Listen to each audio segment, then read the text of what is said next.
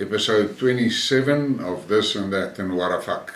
In this episode we'll be talking about energy, the pestilence, and some information from Syria.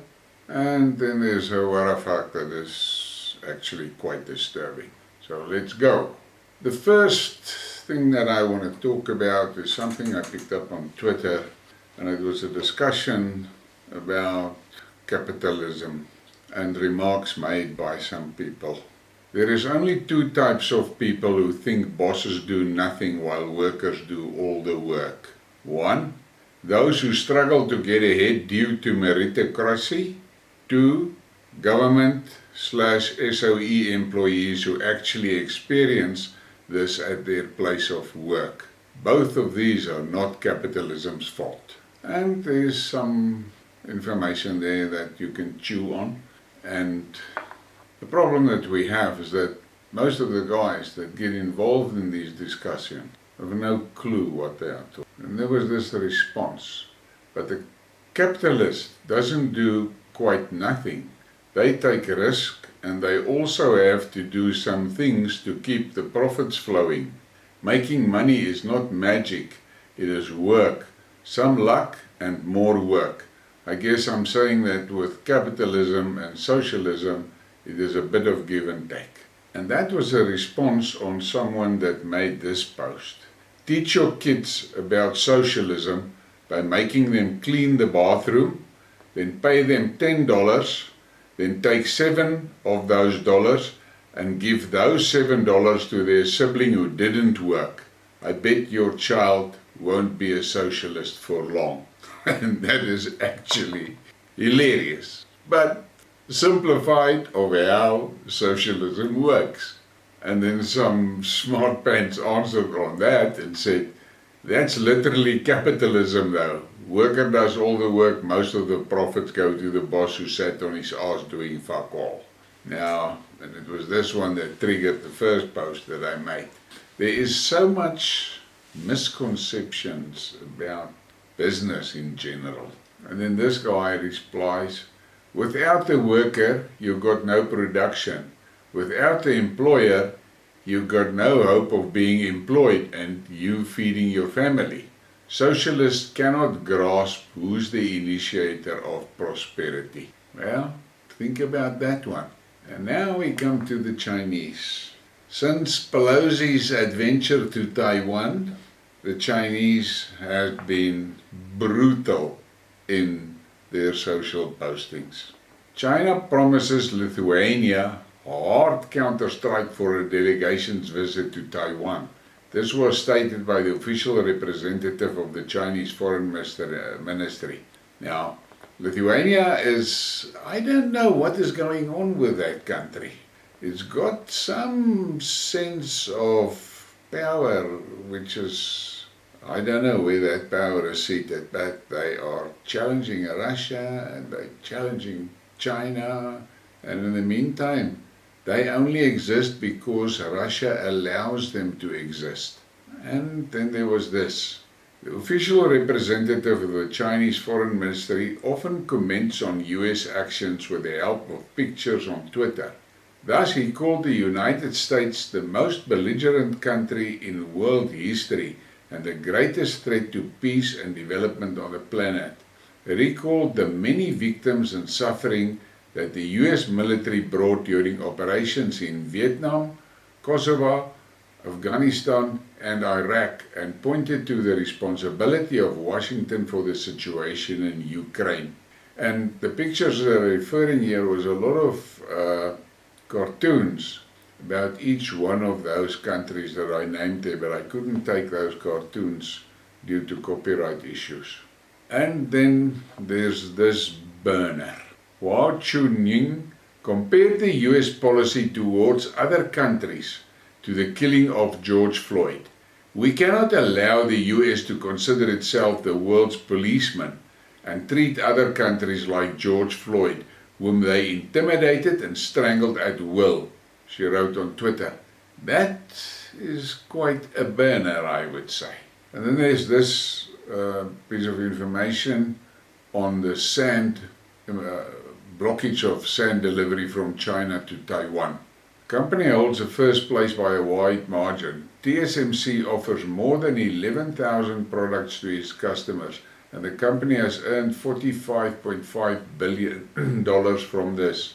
A break in the import supply chains of building and quartz sand has the potential to knock out not only the Taiwanese economy, but the entire global electronics industry, from game consoles to the brains of modern rockets and fighters. It is extremely exciting to follow the maneuvers of aviation units and groupings of warship off the coast of Taiwan.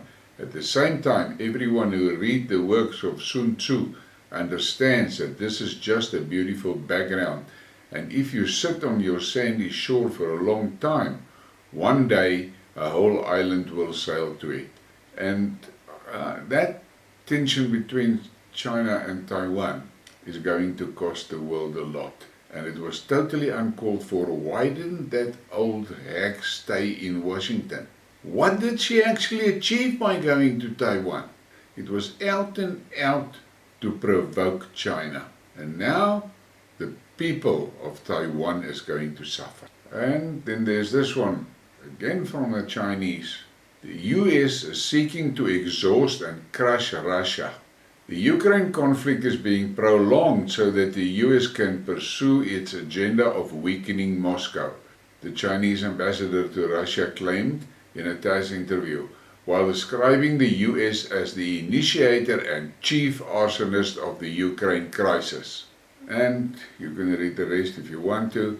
The Chinese is really not pulling their punches anymore. A month ago, they were always very professional, very diplomatic. But Nancy Pelosi has done something that is going to cost the US, and mostly it's costing Taiwan. And then we get to this, the pestilence. SBS News reports Australia's per capita pestilence rate is among the highest in the world, so why are so few people masking up? And then the response from this guy, I like him, he's quite outspoken.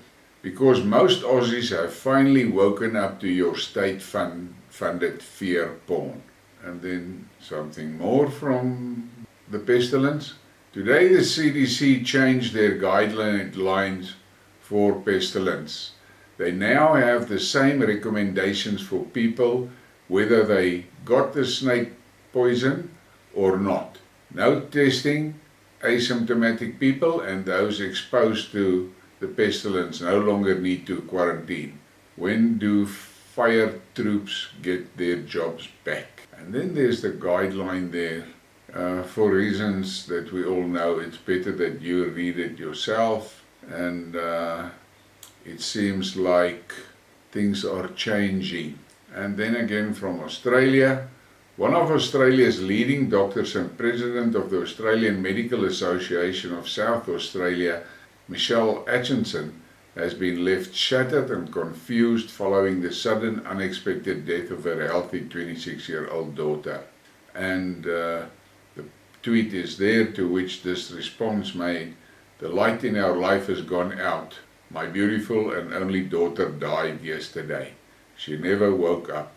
It was so utterly unexpected and my husband and my hearts are shattered. I really don't know what to do." Well, I think we're going to see a lot of this in the future. And then we go to the Donbass.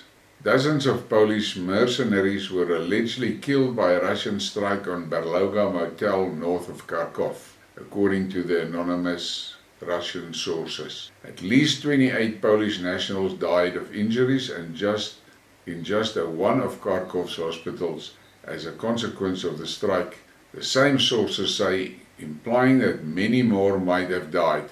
Dozens of ambulances were seen immediately after the strike on the Kharkov Ring Road, where a motel is located. It was closed for traffic for an extended period of time during the evacuation.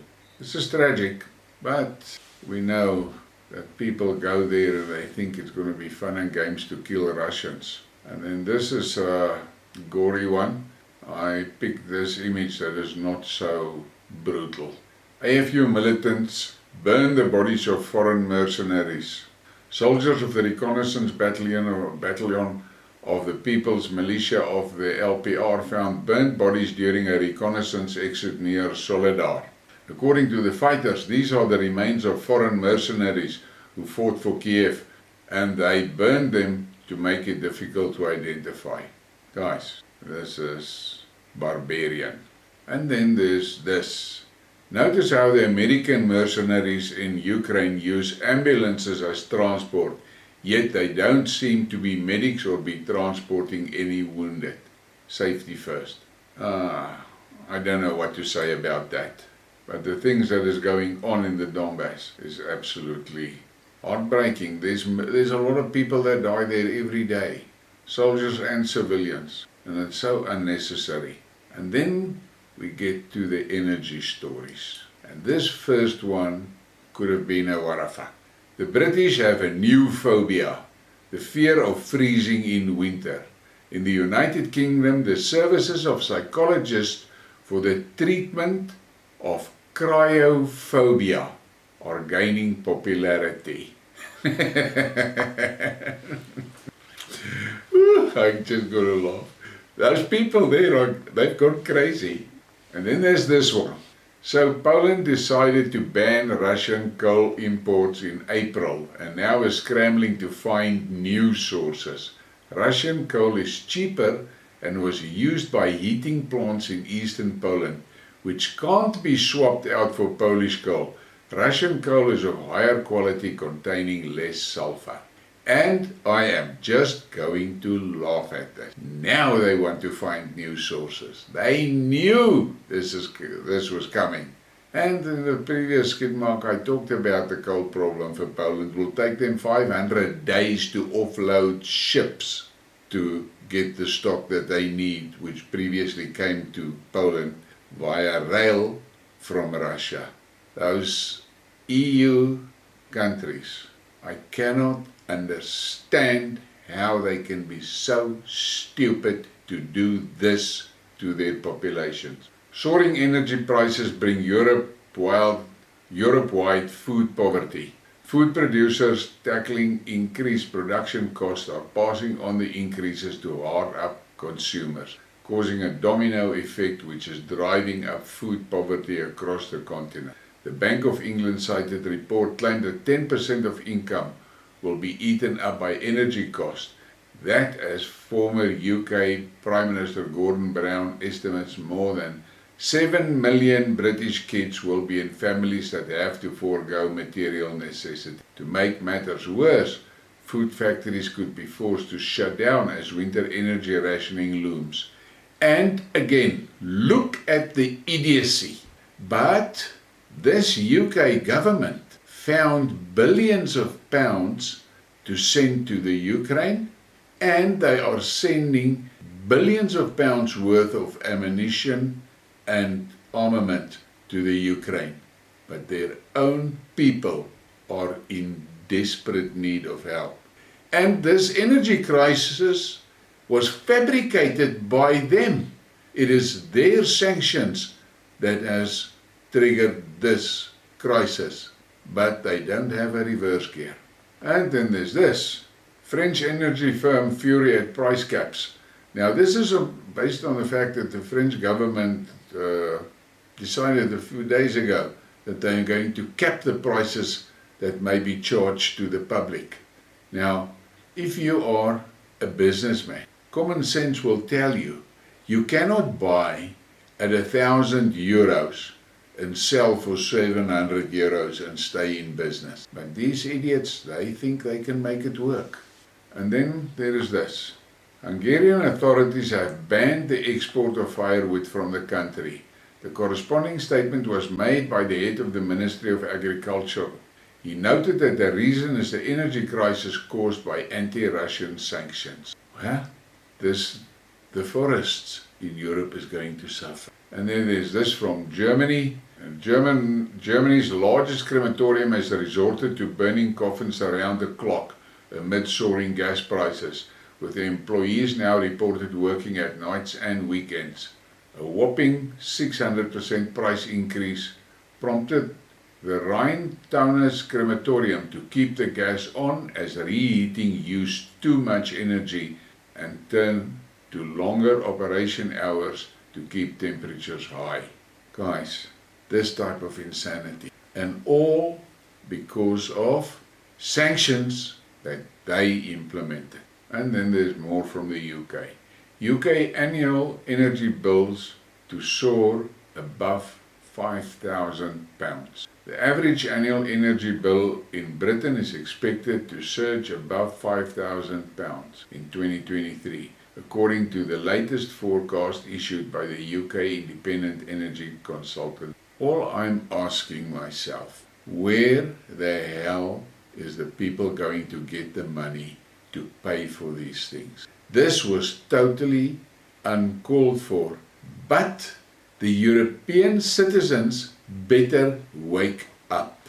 That political elite is taking them to hell, and they are just carrying on. They are now working on the 7th sanction package, as if the citizens is not suffering enough. I don't know where this is going to end, but I am quite sure we're going to see violence before the end of the year. And now we're in Russia. Russian hackers exploit EU Parliament website after it declares Russia sponsor of terrorism. The notorious Russian hacker group Killnet claims to have taken down the website of the Latvian Parliament after its legislators declared Russia as a state sponsor of terrorism. We Killnet officially declare you a piece of, the hackers wrote. The group also recently made good on its promise to attack Lockheed Martin, a top US weapon manufacturer whose HIMARS missile systems are being supplied to Ukraine, by publishing personal data of the company's employees online. Guys, this thing is going to get out of hand. And then there's this little article, Coca-Cola counts huge cost of Russia exit. The soft drinks bottler lost $195 million in the first half of the year and predicts a further $82 million charge as it depletes its stock in Russia, citing the conflict in Ukraine. And everything is blamed on the conflict in Ukraine. In the meantime, it is that idiots in Brussels and that warmongers in the shithouse that started this all by sanctioning Russia. And this is just a little bit of a joke. Those two Russians, Vovan and Lexus, pranked the mayor of Madrid, and the Russian pranksters pretended to be the mayor of Kiev and called the mayor of Madrid, Almeida. It's necessary to punish all Russian bastards in Spain. They tell him that the Nazi Bandera was a gay icon, and Almeida regrets it when they tell him he is dead. I cannot understand that these people are getting caught out like this. But these two oaks are good. They also caught George Bush recently. And now we get to Syria. And this is something that I am following with interest. New footage of a US military convoy smuggling stolen oil out of Raqqa, Syria.